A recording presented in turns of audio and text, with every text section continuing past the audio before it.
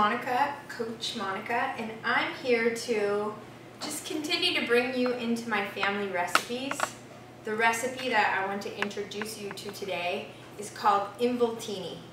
And I used to think that my family household recipes were like this big secret, and that it had to be prepared exactly the way that it was taught to me. But I've learned over the years that involtini in Italian just means rolled, and that it could be any kind of meat that you roll, and that the ingredients inside of it, as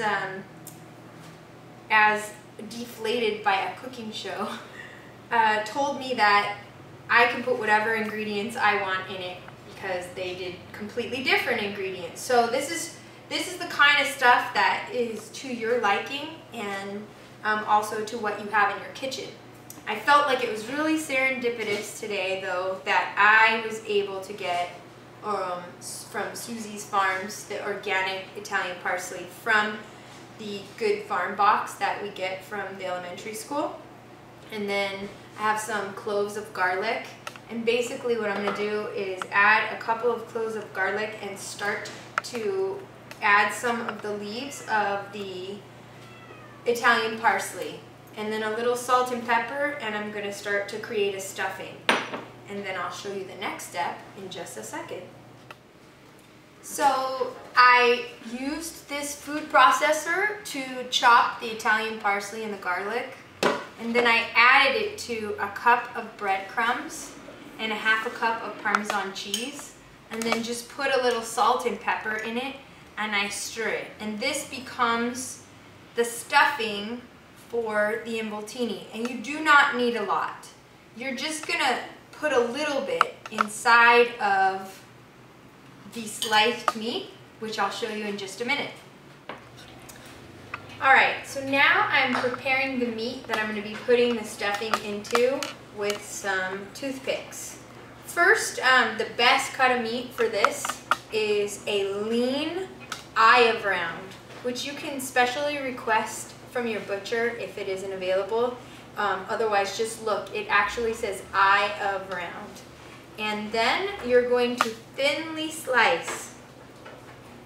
Again, if you have a really good butcher, make friends with him and ask him to thinly slice it for you, the entire roast, into these thin little patties, or whatever they are. So I'm just going to slice a couple, and then I'm going to show you how to roll them and prepare them, and you honestly will be the most favored person at your barbecue. Okay, so the last part, I just use a little bit of olive oil. I'm going to say a tablespoon of olive oil, and it gets the meat moist, and then the breadcrumbs stick to it. So Dave, you might want to zoom in on this so they can actually see the preparation. It is zoomed. It is zoomed? Alright. As zoomed as it's going to get. So I spread out the meat. This is not for the faint of touching raw meat, because this is definitely, I flatten out the insides here with the stuffing, and then I roll the meat up.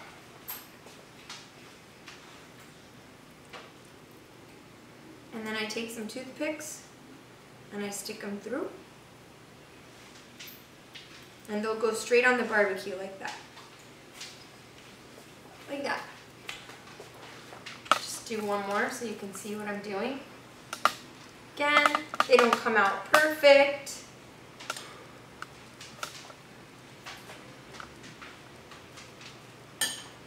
Roll it up.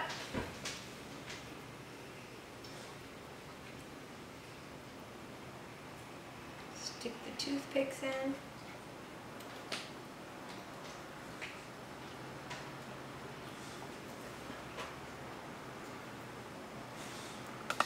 And you're set.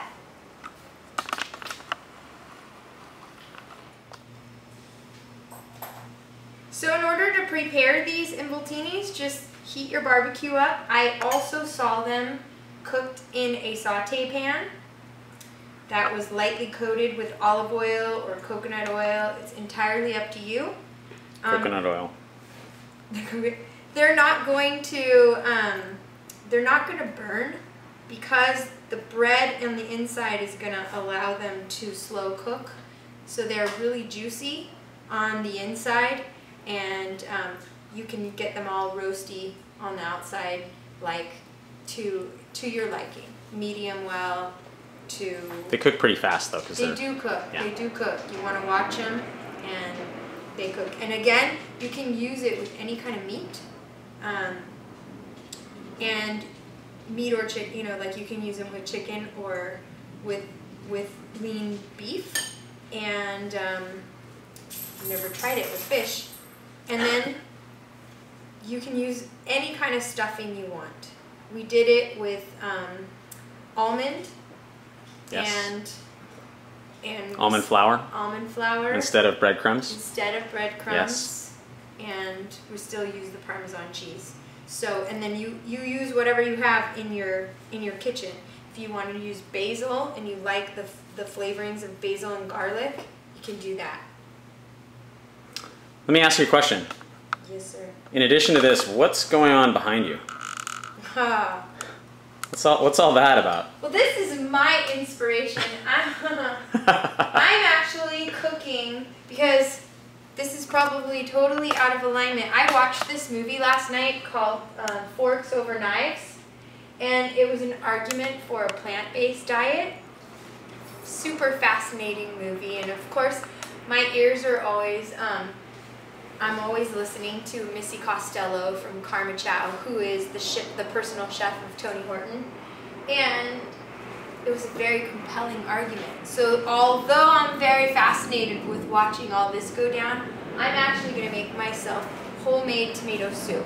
So I started with the tomatoes, but I want to add density to the soup without adding dairy because their argument was against animal products, sorry Mr. Primal, and dairy products. And that I'm going to boil those down and then puree them into a really delicious tomato soup.